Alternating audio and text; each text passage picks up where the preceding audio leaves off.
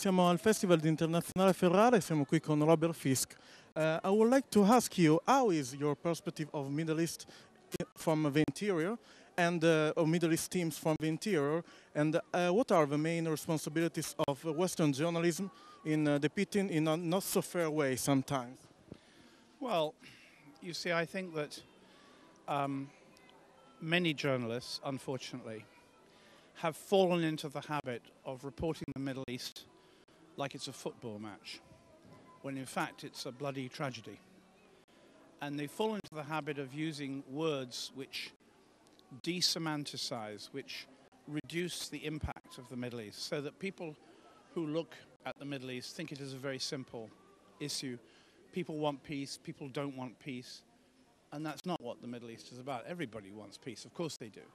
But it's also about injustices, people who have lost their homes, people who have lost their families in Iraq, in Afghanistan, in Palestine, in Israel too. And it's people who feel that their anger and fear is not represented by us. And I think they're right, it is not. You know, we tend to use the words of politicians and diplomats, we journalists, instead of giving a very vivid, painful picture of what's happening. And there are lots of journalists who are trying to do what I'm trying to do. There's nothing special about my work, I don't think. But I think that we must move away from the use of cliches. One example, the use of the word peace process, processo di pace. I mean, it's not a process. Processes proceed, but the peace process is dead. There's no peace. But we use this word peace process as if it is a fact. It's not, it's a lie. And in the Middle East at the moment, things are getting worse and worse and worse. But we pretend, by using words like peace process, that they're getting better.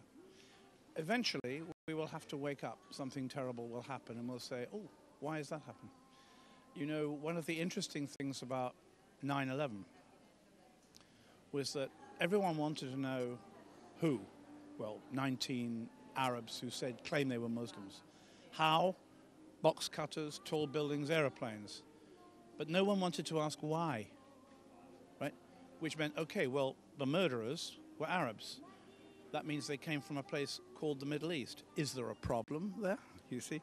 And that's the question we didn't ask, because the way we use words didn't encourage us to ask that question.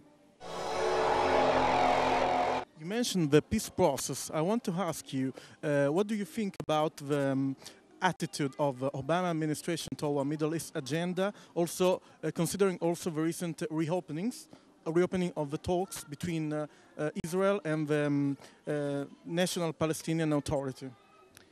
Well, first of all, governments are not about good guys and bad guys. They are about power and the use of power. And there's no point in thinking that Obama in American policy in the Middle East is really going to be very different from Bush or Clinton or Carter.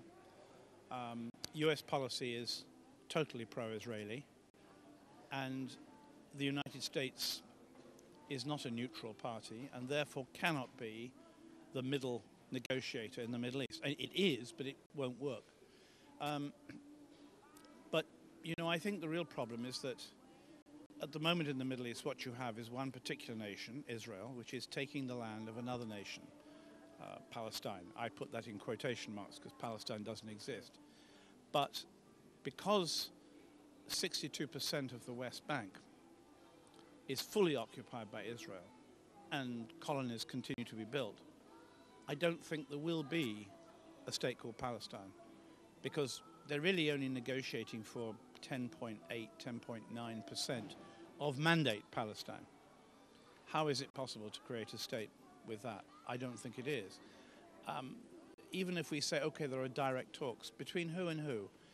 Netanyahu makes it clear that settlements will go ahead, colonies. Mahmoud Abbas is the leader of a government that Palestinian Authority was not elected. Hamas won the elections in 2006. So you've got a person who's arguing for something he allegedly doesn't want, and you've got another person who doesn't speak for the people he claims to speak for. It doesn't matter if there are direct or indirect talks, they're not going to work. You live in Beirut since a long time. I would like to ask you, what are your opinions about the international investigation towards Rafik Hariri assassination, and what are the possible future perspectives of Lebanon in general, according to you? Look, when Hariri was assassinated more than 5 years ago, the wave of revulsion forced the Syrian army to leave under a UN Security Council resolution. And many Lebanese thought, at last, Lebanon is free of other powers. But Lebanon is never free of other powers. If you get rid of the Syrians, then the Israelis will be there, all the Americans will be there, all the Iranians will be there, all the French will be there. And the real problem, you see, is that as the years go by, Syria, which was then being accused of the murder, suddenly the Americans need Syria to get out of Iraq.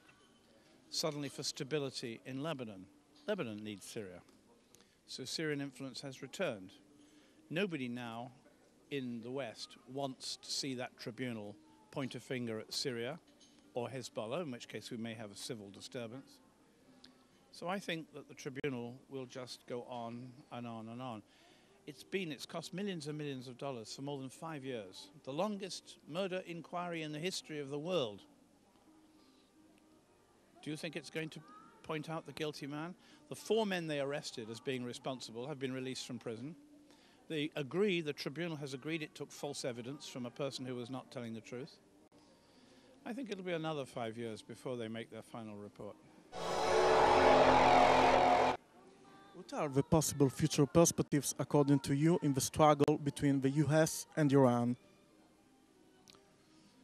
Well, first of all, the Iranians understand the Americans better than the Americans understand the Iranians. And the Americans don't know this, unfortunately for them.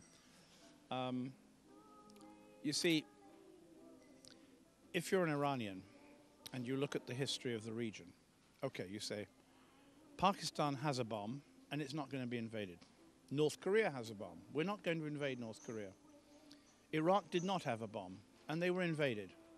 If you were an Iranian, would you want a bomb or not? If you want to stop yourself being invaded, you'd probably say, just one bomb, just to keep it. I don't think the Iranians are going to bomb Israel. And then what would they do? Kill all the Palestinians? And then Israel would bomb Tehran. Do they have a bomb? I don't know. You know, it's very interesting. Before the 2003 invasion, Saddam denied he had a bomb, but he wanted people to think maybe he did, to stop them coming, but they came anyway, the West, Americans. Now you watch Ahmadinejad, who's a crackpot, and he's saying, we don't have a bomb, but letting people think maybe he does. Dangerous game. Thank you so much.